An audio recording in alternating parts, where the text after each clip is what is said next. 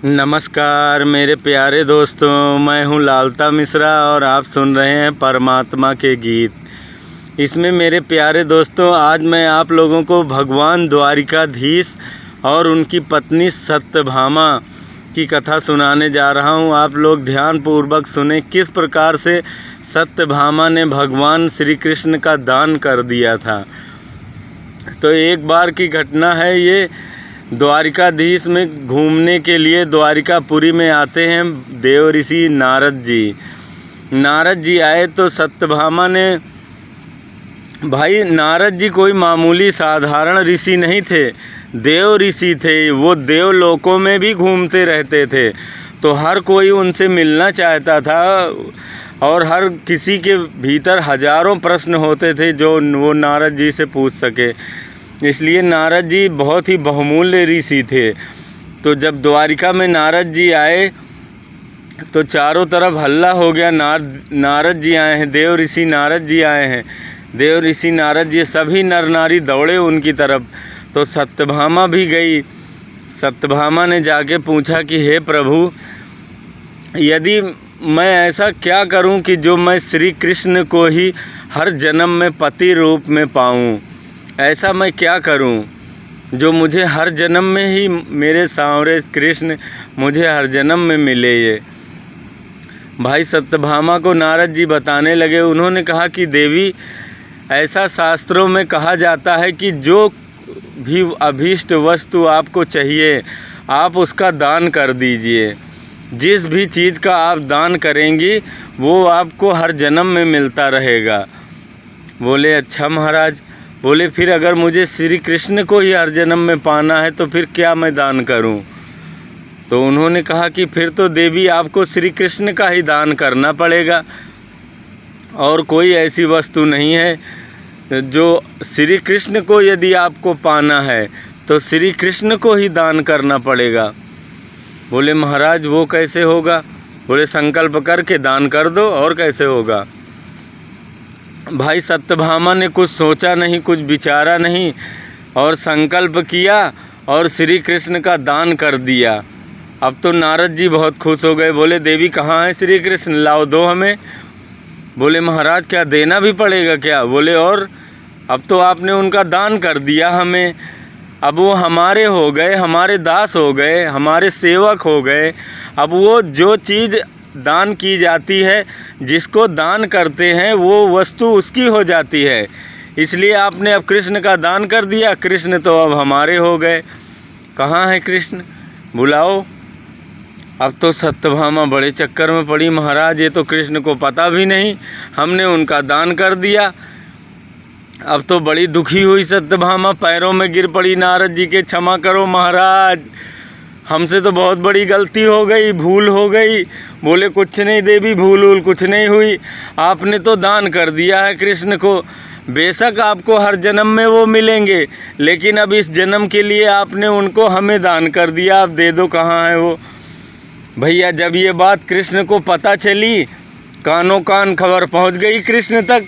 कृष्ण तो अपने राज्य महल में प्रेम से सोए पड़े थे विश्राम में, लेकिन जब कृष्ण को पता चला तो भैया वो तो भगवान, वो तो और कौतूहल करने लगे।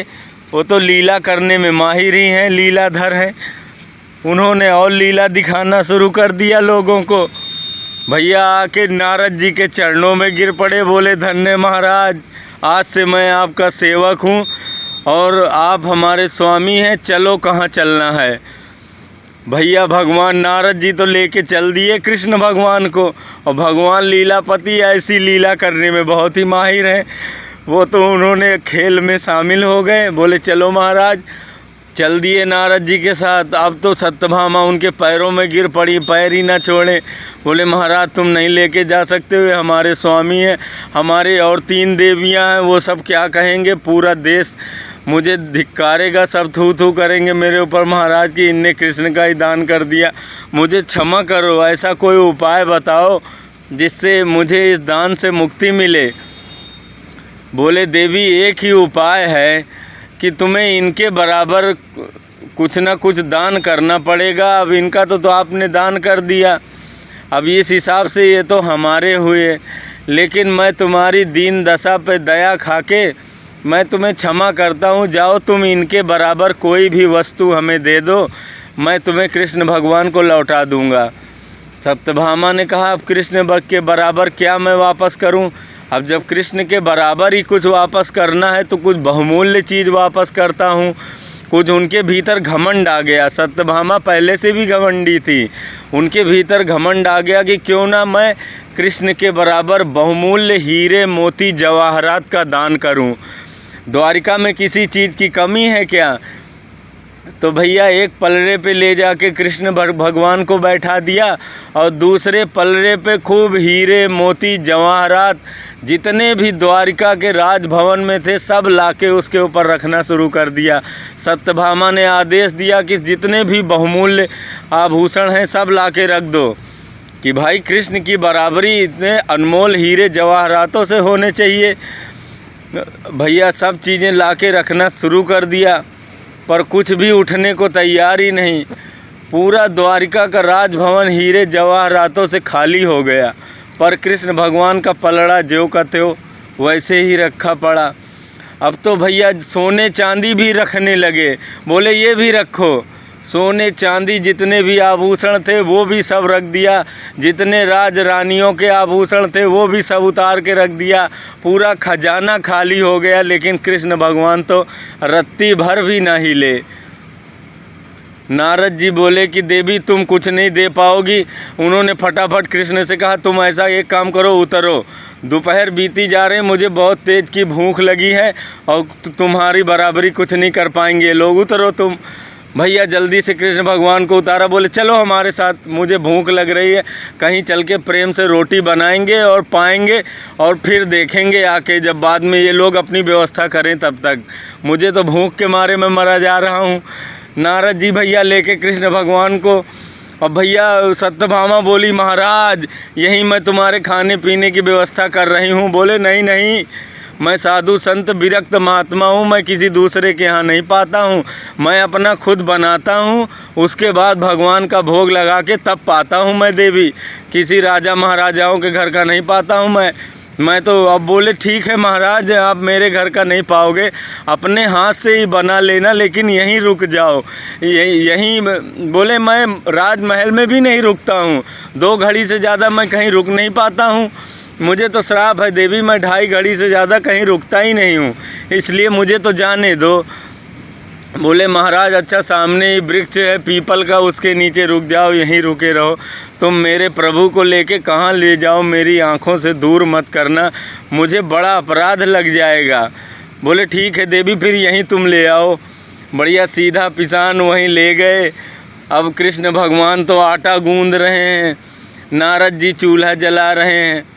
भैया पूरा द्वारिकाधीश ये नज़ारा द्वारिकापुर देख रहा कि धन्य द्वारिकाधीश, कैसे सेवक बने नारद जी के, आटा गूंद रहे हैं, रोटी बना रहे हैं। भाई अब रोटी तो बन के तैयार हो गई। नारद जी बोले देखो प्रभु, अब खाली रोटी तो मैं तुमको भोग लगाता नहीं हूँ, कुछ चटनी अचार चाहिए। अब अचार तो है नहीं यहाँ, चटनी बनानी पड़ेगी। कुछ धनिया मिर्ची नमक मांग के ले आए प्रभु। अब बढ़िया चटनी पीस रहे हैं बैठ के द्वारिकाधीश, और सभी देवियां देख रही हैं कि धन्य प्रभु, कैसे लगे नारद जी की सेवा में। और सत्यभामा मन ही मन बहुत दुखी हो रही, उनके आँखों से आंसू बह रहा, कैसे हमारी वजह से प्रभु को ये सब कष्ट देखना पड़ रहा। और प्रभु तो और लीला कर रहे हैं, खूब बढ़िया अपना धोती समेट के और खूब उठा के चटनी पीस रहे हैं खूब बढ़िया, और चख रहे हैं कि, और बोल रहे हैं हाँ आप बढ़िया चटनी। नारद जी को ले जाके दी। सत्यभामा आके उनके चरणों में गिर पड़ी, बोली महाराज मेरे दंड की मुझको इतनी बड़ी सज़ा मत दो प्रभु, मुझसे इतनी कौन सी बड़ी भूल हो गई कि आप जो इतनी बड़ी सज़ा दे रहे हैं, मुझे सज़ा दे लो, आप अपने आप को सज़ा मत दो, कृपा करके मुझे क्षमा करो। मैं क्या ऐसा उपाय करूं कि जो आप आसानी से तोल जाओ प्रभु, मुझे इसका उपाय बताओ।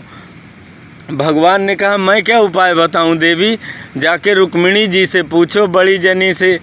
तो भैया सत्यभामा भागी भागी गई, रुक्मिणी के चरणों में गिरी, बोली बहन मुझसे बहुत बड़ी भूल हो गई, दीदी कृपा करके मुझे इसका उपाय बताओ, मैं क्या करूं, कि कैसे करूं जो भगवान के बराबर कोई वस्तु, अभीष्ट वस्तु तौल के मैं नारद जी को दे सकूं, जिससे मेरे प्रभु मुक्त हो सकें, उनके दान से, उनकी सेवा से मुक्त हो सकें, नहीं तो वो ब्राह्मण देवता तो ले चले प्रभु को।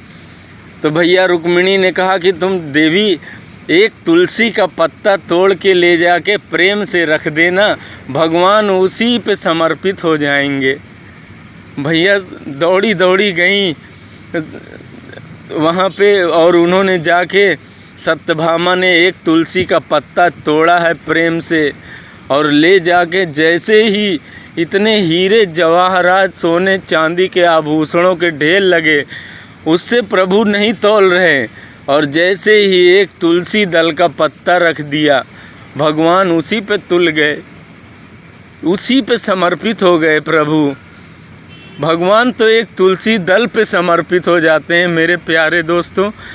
अगर आपके हृदय में भाव है, उनके प्रति प्रेम है, उनके प्रति श्रद्धा है आपके मन में, और समर्पित हो आप प्रभु के लिए, तो एक तुलसी दल में ही प्रभु समर्पित हो जाते हैं, तौल उठते हैं मेरे प्यारे दोस्तों।